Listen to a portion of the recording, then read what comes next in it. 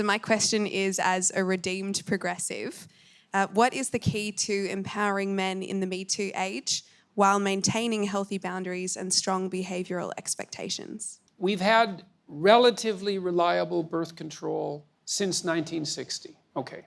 That's not very long. We underestimate the unbelievable technological triumph of birth control. It's the hydrogen bomb. It's the transistor. Like, it's a major league transformation in human interaction. Women are now free from involuntary reproduction. That's never been the case in the entire history of the planet. Okay, we don't know exactly what to do about that. Okay, so the first idea in the 60s was, hell, let's party. And you could see why. It's like the rules for not engaging in promiscuous sexual intercourse seemed to have vanished. So we had a couple of decades of experimentation. It's like, well, how'd that go? Little hard on the family, I would say. That's not so good for kids. AIDS, that wasn't a plus. Could have killed us all. And it mutated, particularly to take advantage of promiscuous sex, because viruses are very tricky things. So it turns out that sex is a little bit more complicated than we thought. Okay, and now it's 50, 60 years later, and we're trying to sort this out. It's like, well, when is it okay to have sex? And when is it not okay to have sex? And what does it mean that it's okay? And what does consent mean? And the answer to that is, well, we never used to have to think these things through, because the rule was don't have sex until you get married. That was the rule. Now that isn't the rule. Okay, so what's the rule? Well, we're not having a conversation about the rule.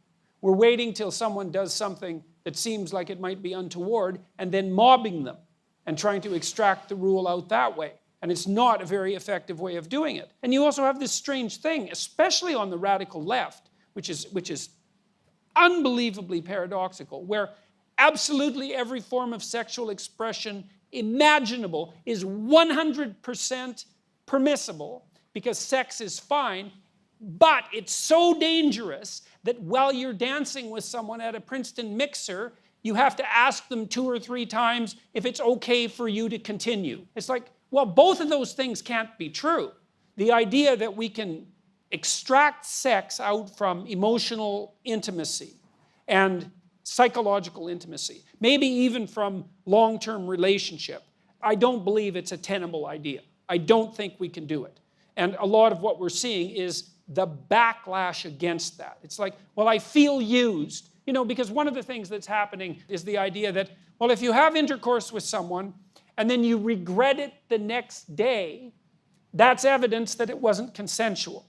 Well, it is, in a sense, evidence that it wasn't consensual, because it's evidence that you didn't bloody well think it through, right? It was good for last night, but it's not good for today. It's not very wise. The question is, well, what constitutes consent? And we need to have a very serious conversation about that. Like, under what circumstances is it acceptable to give consent? But we're not mature enough to have that conversation. We want it both ways. We want to be able to do whatever we want, with whoever we want, whenever we want, with no consequences, and we want there never to be any trouble about consent. It's like, well, no, that's not going to happen.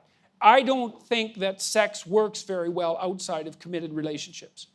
I don't think there's any evidence that it does. There's a strong proclivity across cultures for the enforcement, social enforcement of long-term monogamy. And there's reasons for that. And I think you deviate from that at your peril. I just think it's so interesting that all of the taboo reconstruction is coming from the radical left. It's not what you'd expect at all. You'd think it'd be the damn right-wing Christians complaining about, sexual immorality. It's like, no, it's the radical lefties. You have to have signed consent before making any physical move. And then that's so what? Really? Who thought that up? That's the stupidest thing I've ever heard. You know how awkward that would be? You're supposed to be able to do a little bit of nonverbal reading, right? I mean, that's part of romance. You ever see a movie where the two people who are dating exchange consent notes?